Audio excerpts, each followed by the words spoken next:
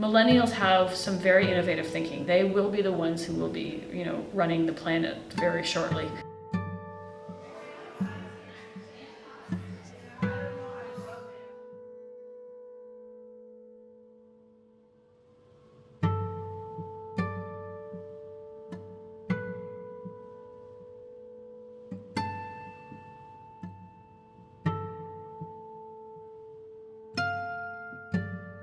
We've lost my son.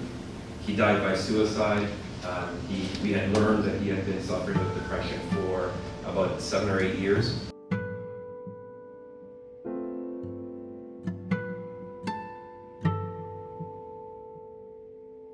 Dealing with serious issues like depression, like major anxiety, like schizophrenia, like other long-term mental health issues, that's the whole community that's at risk.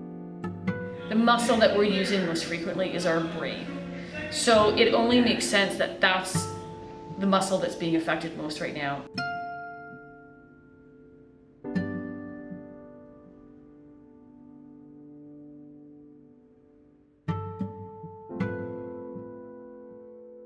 Like, we all deal with mental health on a daily basis. Like, so we have good days and bad days, and everyone, I think everyone deals with stress. I think managing your own mental health and using the right coping mechanisms like exercise and eating well and peer support.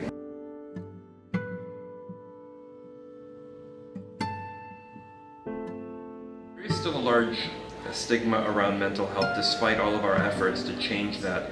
I think there's two main reasons. Education, or ignorance around the subject.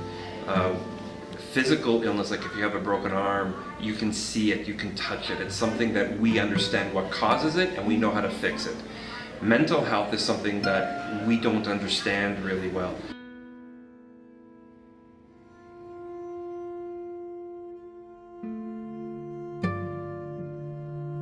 I consider myself that it has been affected for mental health issues, stress, overwhelming. When you are international and you are passing through an immigration process, you need to deal with legal stuff, economical stuff, and of course you need to deal with the college. And without saying that you also have personal relationships, and that also affect your performance. It's important to know that any student is vulnerable to a mental health issue, regardless of whether they're international, domestic, whether they're 50 years old or 19 years old. Because mental health isn't just about a day of feeling anxious. Mental health issues are about serious illnesses that needed to be managed.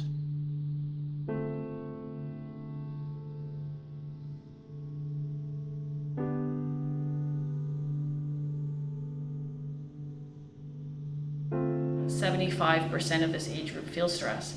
And one of the main contributors to that is just fear of their future. And who can blame them? We've heard workshops, financial, getting a home, paying off student debt, will I get a job, et cetera, et cetera. We know what our needs are, we know what we're dealing with. We're willing to talk about it and we're willing to ask for what we need.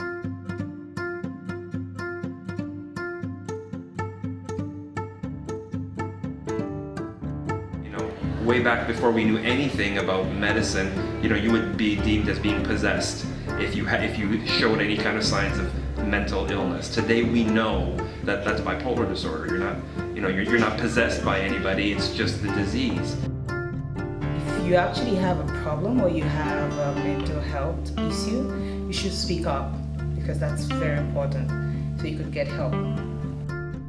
An illness is an illness. If I have diabetes, I take my insulin without shame. People understand that I have an illness that I must manage. We need to be at the same place where I can say, I suffer from severe depression or another kind of mental illness, and so I have to take my medicine or I have to do other actions in order to stay well.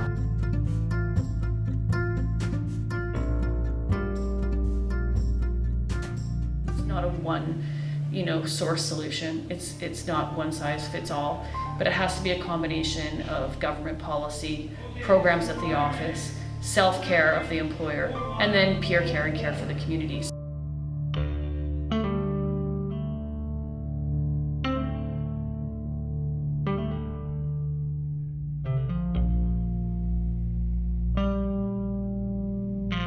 So I think what we want from employers is to be part of the dialogue, to have a seat at the table.